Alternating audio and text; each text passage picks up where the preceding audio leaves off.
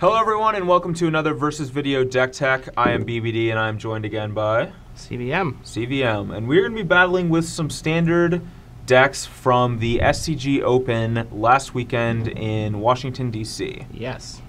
So I'm going to be playing with green-black Constellation, which I think is a bit of a misnomer because it's kind of like a ramp deck, not really a Constellation deck. Yeah. But this is the deck that Chris and I both played at the Open. With a couple of updates, we basically cut out the cards that were just really bad. Yeah. Of which there were a number. So our build was off by, five, 6 cards in the main and 5 or 6 cards in the sideboard. I think this is a much better direction to take the deck. Yeah. So both of us did pretty reasonably well. I finished in the top 16 and Chris in the top 64. And the deck was pretty good, I felt. But we definitely had some bad cards in our main deck, and I felt like I actually lost a few games because of those cards in my deck. For sure. And I think having a better build, like hopefully this, will make the deck even better going forward. So let's go ahead and take a look at it and see how it operates. So basically the core of the deck is Frontier Siege, and I think this is one of the best cards in Fate Reforged. And the way it works is you play the Siege, and generally speaking, almost always you're going to choose Cons. And Cons means at the beginning of each of your main phases you get 2 green mana. And the important thing here is it works during both main phases. So double dip. Yeah, you can double dip. So there's a lot of really awesome things you can do with that. One of them is turn 1 or 2 you play a mana guy, on turn 3 you play Siege, and on turn 4 you play Hornet Queen. So that's one of the more powerful things you can do with the deck, but it doesn't even take that many cards to do. It's not that hard to pull off. Correct.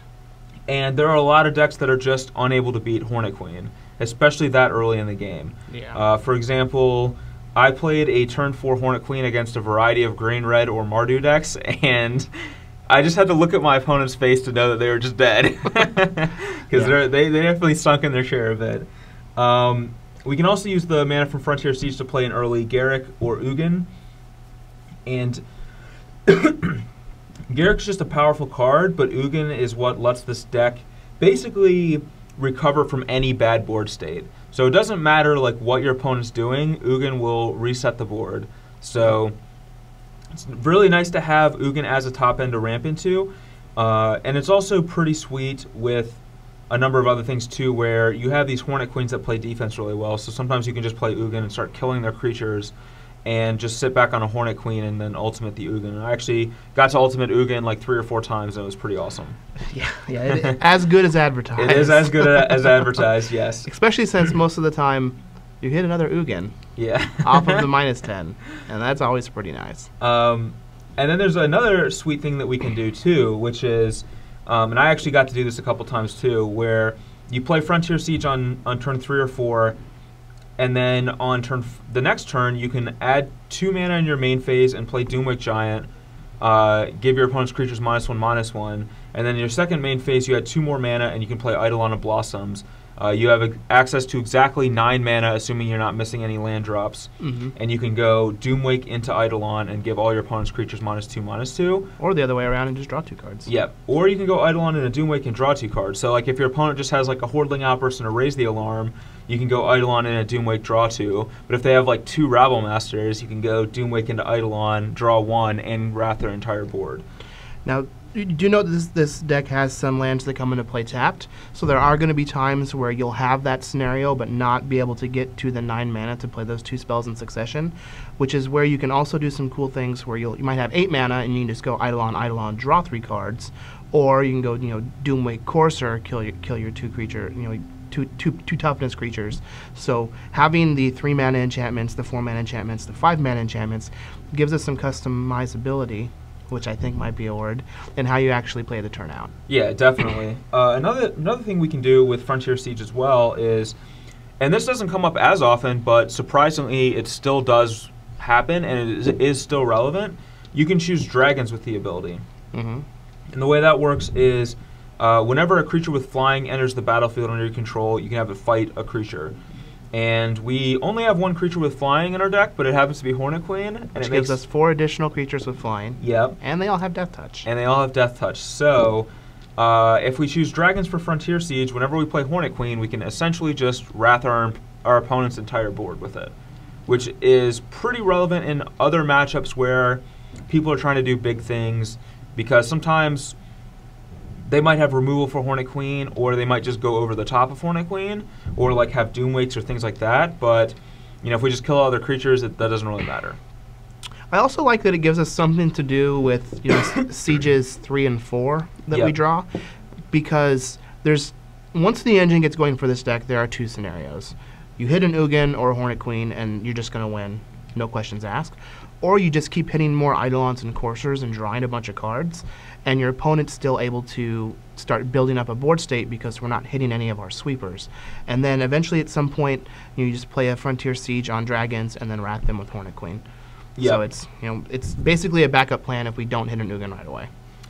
To round out the deck, there's a couple of Voyaging Satyrs, which I actually haven't played with the card in the deck. It's one of the new cards that I added. I wanted something that was cheap that would help us ramp into Frontier Siege, because I felt like there were a lot of games where I didn't have either a Mystic or a Caryatid, and it was much worse for me. Mm-hmm. And they also are 2-mana plays, which are important with Frontier Siege as well, because you can do turn 2 Sylvan Caryatid, turn 3 Frontier Siege, and then in your second main phase add 2 mana and cast either a Voyaging Satyr, another Sylvan Caryatid, or an Elvish Mystic.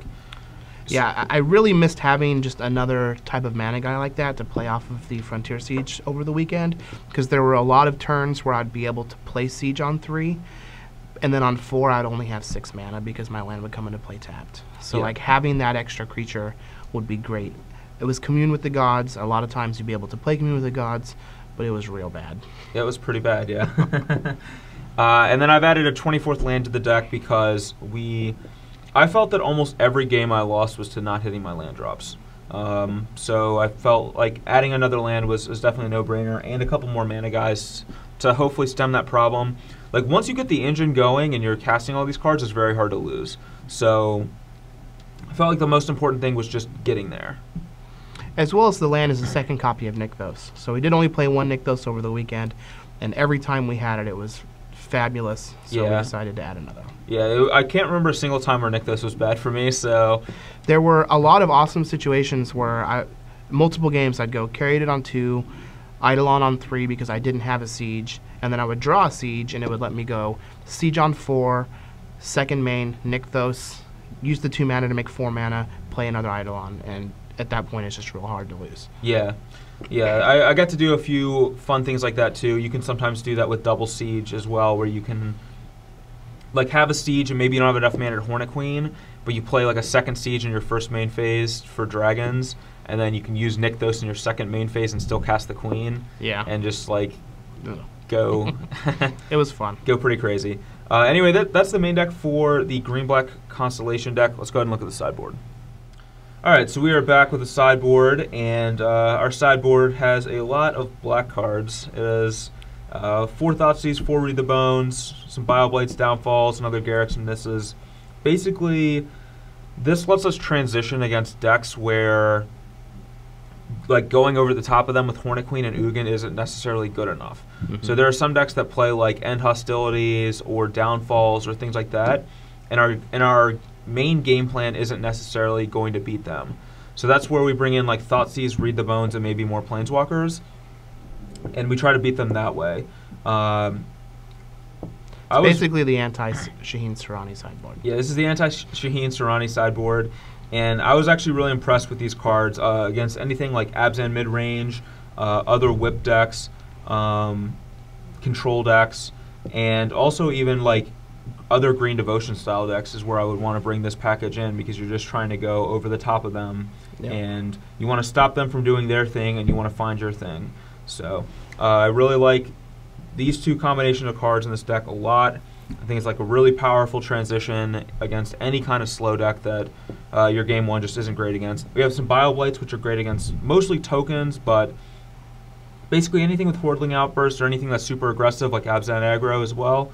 You just want more cheap removal to buy you time. Another Downfall as well, which is mostly for like other Ugin decks or things like that, but I also like it against like Ashiok, which can be a big problem for the deck. Yeah. And then we have another Garruk and a couple of Nisses, which are primarily for control decks, but I would also bring in the Garruk in a couple of matchups where basically I like Garruk against Siege Rhino decks a lot. And then I like Nissa against control decks or basically like whip decks, but not Siege Rhino decks, because Rhino is bigger than the token and also kills the Nissa. So I don't think Nissa's great against those decks, but Garrick definitely is. For sure.